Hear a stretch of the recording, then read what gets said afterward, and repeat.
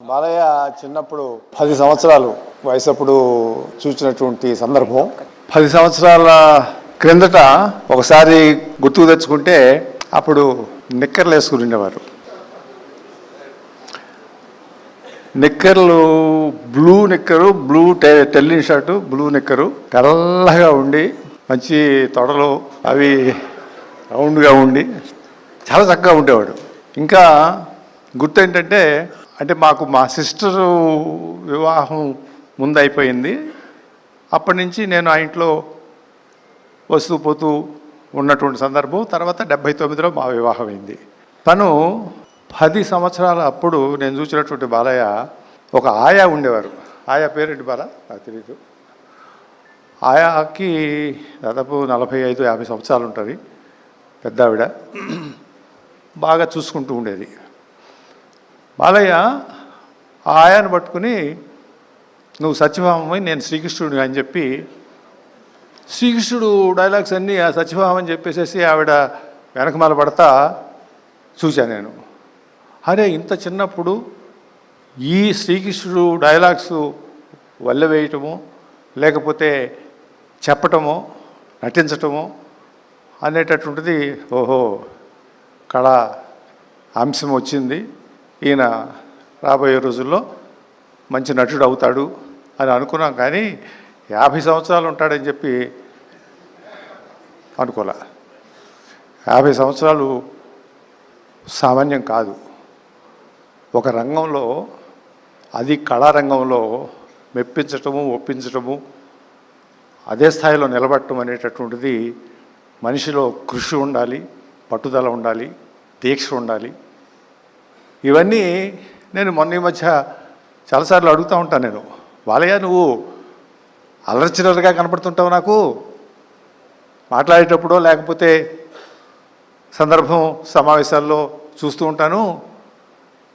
మరి నీకు ఈ రకమైనటువంటి పట్టుదల ఇవి ఎలా వస్తవి? ఇది మామూలుగా ఈ రకమైనటువంటి ఒక కృషి, ఒక పట్టుదల, ఒక రకమైనటువంటి ఆ దీక్ష లేకపోతే రావే అంటే నేను తెల్లారి 3 గంటలకు లెగుస్తాడు కదా, అప్పుడు వల్లె వేస్తాను. మరి ఎక్సర్సైజ్ అవన్నీ ఉన్నాయి కదా అంటే బాత్రూంలో పోయినప్పుడు కూడా వేసేస్తాను అంటాడు. అది ఆ తర్వాత మరి ఇవన్నీ రాసుకుని ఎవరు చెప్తారు మీకు అని అంటే ఆ సంస్కృత శ్లోకాలు లేకపోతే ఆ సంభాషణలో అవేనంటే నాకు రాసి ఇస్తారు కదా, అవి నేను ఖాళీ ఉన్నప్పుడల్లా కూడా నేను మళ్ళీ వల్లె వేసుకుంటాను. ఈ వల్లె వేసుకోవటం అనేటటువంటిది 50 సంవత్సరాలు చేయటం అనేటటువంటిది చాలా గొప్ప విషయంగా నేను నాకున్నటువంటి అనుభవంతో నేను ఒక జీవితం చూశాను. కాబట్టి తప్పకుండా ఒక కృషి అనేటటువంటిది, ఒక పట్టుదల అనేటటువంటిది, ఒక దీక్ష అనేటటువంటిది లేకపోతే ఇది సాధ్యం కాదు.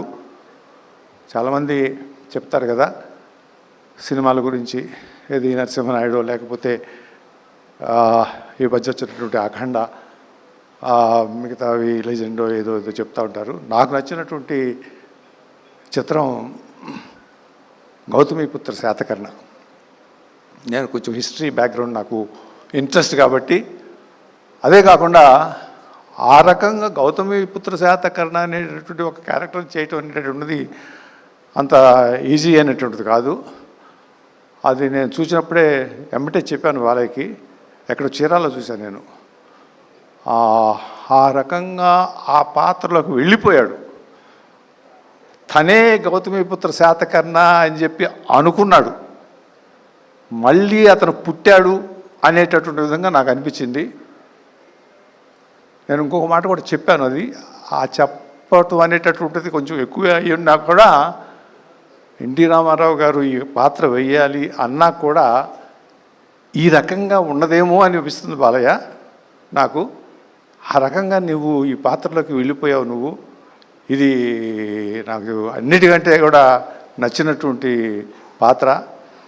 ఎందుకంటే హిస్టరీని డిపిక్ట్ చేస్తున్నప్పుడు ఆ కాలం 2000 సంవత్సరాల క్రితం పాత్ర అది.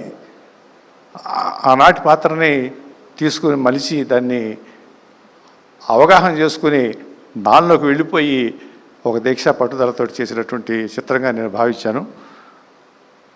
మరి సరిపోద్ది అనుకుంటాను. Thank you very much for calling me and I wish you all the best. And next జనరేషన్కి ఛాన్స్ ఇవ్వండి. మనం 50 సంవత్సరాలు అయిపోయింది. అది లొకేషన్ చదువుతున్నట్టే అర్థం. ఆయన కూడా అదే ఉద్దేశం, నెక్స్ట్ జనరేషన్కి ఛాన్స్ కావాలని చెప్పి అడుగుతూ ఉంటారు. కాబట్టి let us wish the next generation to move forward and then take the reins. Thank you very much. Please subscribe to Leo News for more videos.